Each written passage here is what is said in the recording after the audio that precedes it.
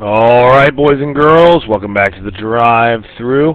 Hope everyone enjoyed their MLK weekend off and took some time to give thanks and respect to all the people that have sacrificed to get us our freedoms, and especially the people that have had the hardest run at it.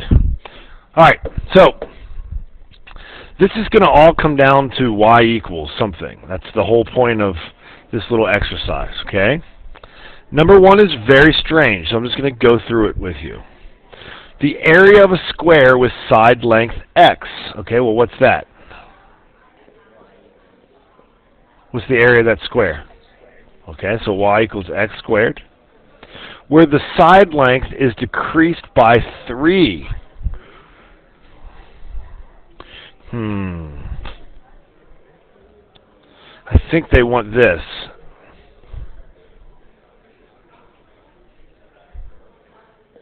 Let's start with a good picture down here. I think they actually want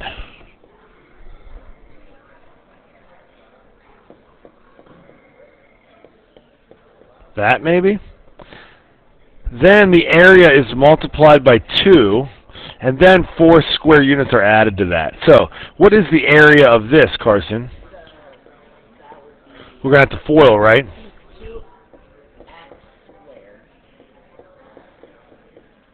X squared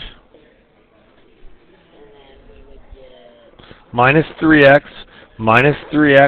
plus 9, right? First outside, inside, last. So that's x squared minus 6x plus 9. Now, that is the area of the square, decreased by 3. Now, that area is multiplied by 2. So then we get 2x squared minus 12x plus 18, and then 4 square units are added to it. So we're going to get y equals 2x squared minus 12x plus 22. So they asked for 2 different representations. So let's just put it in a T-chart, put in a 0, you get a 2, excuse me, put in a 1, 1 squared is 2, or 1 squared is 1, times 2 is 2, 2 minus 12 is negative 10, negative 10 plus 2 is 8, put in a 2, you get 2 squared is 4, 8 minus 24, 8 minus 24. Negative 14 plus 2 is negative 12. Alright, we're moving on. This one has gone down 1 and right 3. It's a parabola.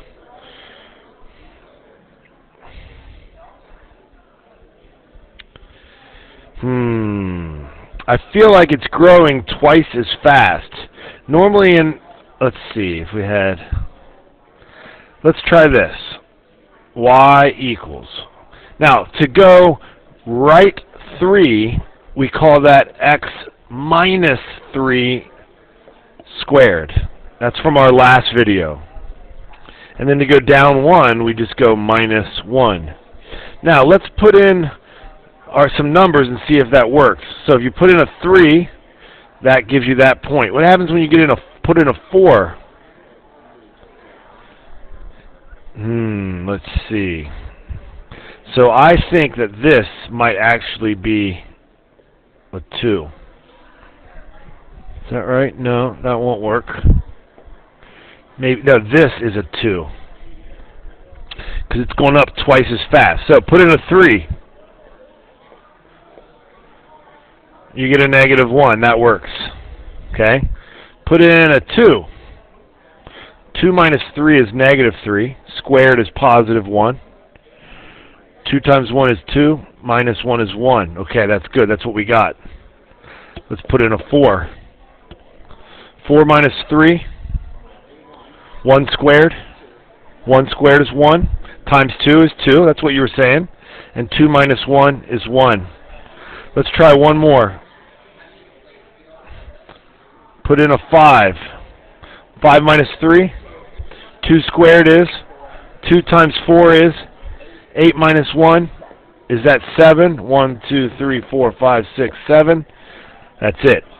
So what I would have expected you to come up with is the minus 3 and the minus 1. The 2 was challenging. It's because it's a skinnier parabola. All right, number 3. Give myself just a little more room.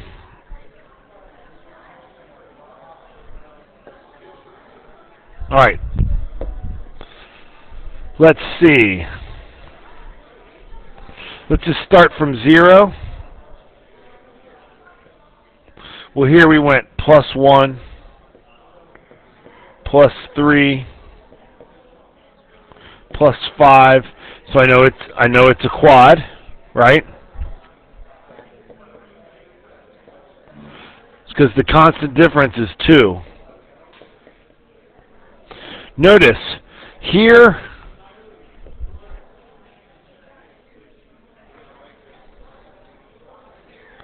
that's where the symmetry lies.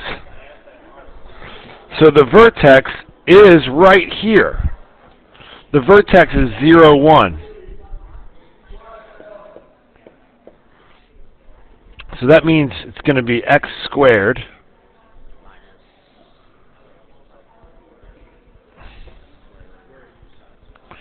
let's see now. And then I think, is it negative x? No, it's definitely not negative x squared. So let's see. X squared minus 1 does not work.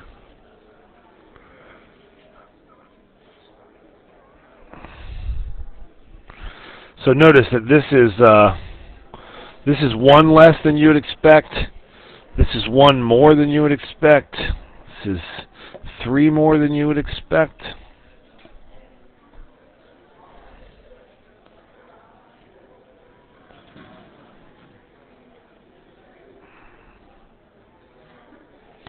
Wow, this is tough.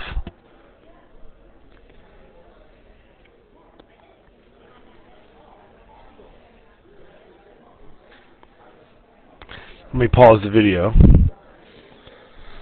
Alright, let's try to do this by graphing it, see if that'll help.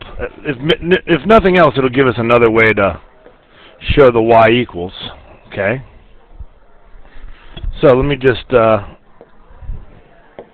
put a graph paper there. Negative 4, negative 7.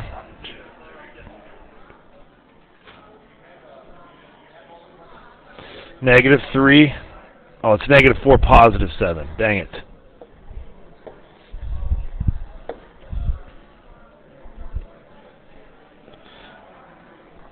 Negative 3, positive 2. Negative 2, comma, negative 1. Negative 1, negative 2. Oh, this has already helped me, Carson. I know it's a parabola. I know it's been shifted left 1 and down 2. Oh, I got it, I think. I think it's going to be y equals x plus 1 squared minus 2.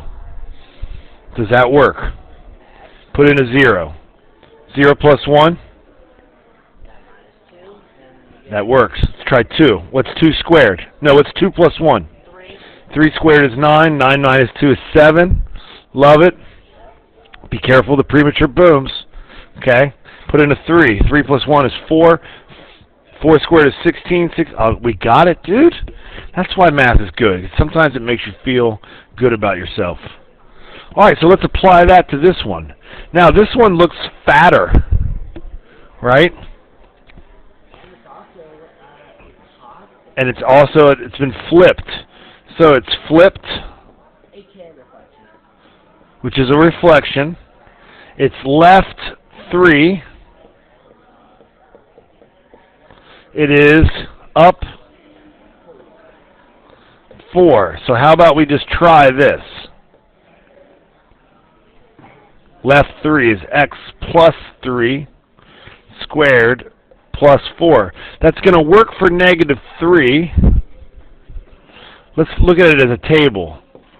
Negative 3 comma 4, that works. But the next point we have on here is negative 5 comma 2.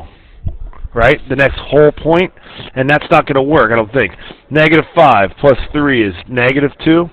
Squared is positive 4. Plus 4 is 0. Here's what I think we got to do. That. Let's try that. Negative 5 plus 3. Negative 2. Squared. 4. 4 times negative 2. Negative 8. Negative 8 plus 4. That's 4. That doesn't work either. Okay. It's all right.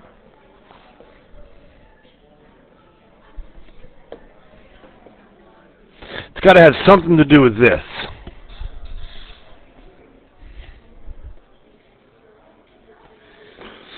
Is it negative 1.5? I think it is. That is so tough.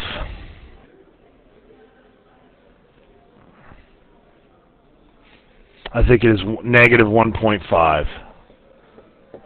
All right, don't worry about the 1.5. I hope that you understood the negative. The left 3 is a positive in there, and the up 4 is up, and we're just going to move on, okay? Graph each equation without using technology. Be sure to have the exact vertex and at least 2 correct points on either side of the line of symmetry.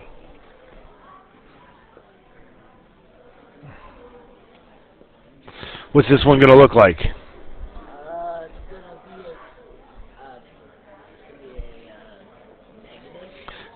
It's going to be flipped, and it's going to move up 3, right? All right, now there's the line of symmetry. It's going to be right here. So let's just put in a 1. You get a 2. Put in a negative 1. You get a 2.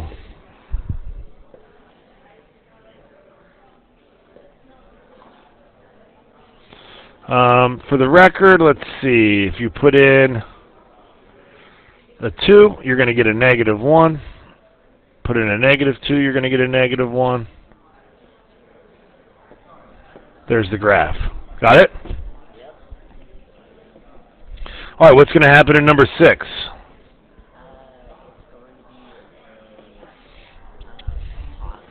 It's going to be positive. Is it going to move left or right? Left. Because it's inside the parentheses. So left 2, what else? Down 5. There's the vertex. Negative 2, comma 5. Okay? Let's try a negative 3. Negative 3 plus 2 is negative 1. Squared is positive 1. 1 minus 5 is 4. So negative 3 is going to be a negative 4. And if I put in a negative 1, I should also get a negative 4.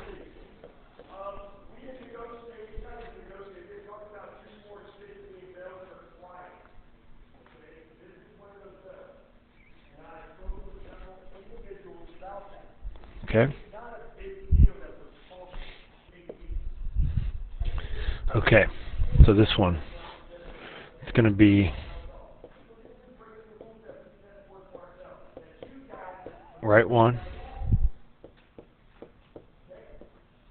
up 2. But then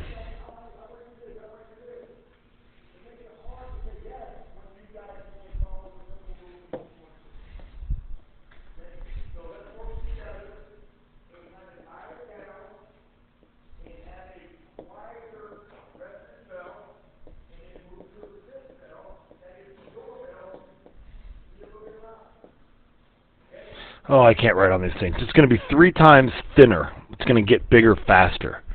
Okay?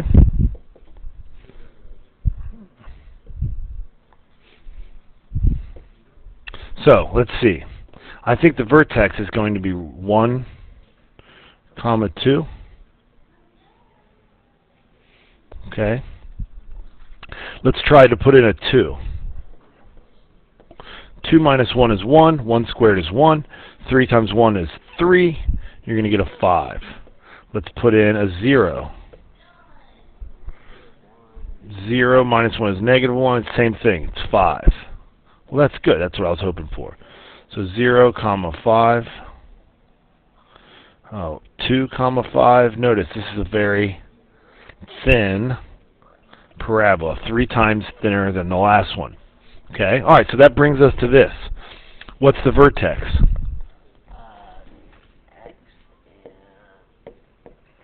It's h, comma k. This number tells us how far right or left we move. This number tells us how far up or down we move.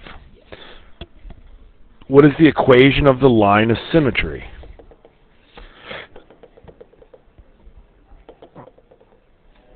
It's always x equals whatever the h value is. If you look at it, this one was x equals 0.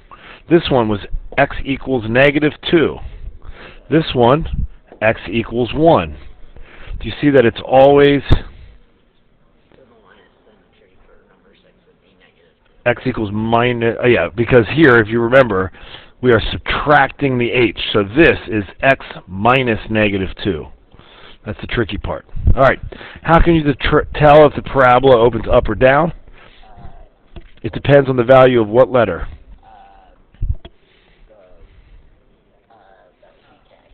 No. Is A positive or negative? The number outside to the left. Okay. How do you identify the dilation? How big is A?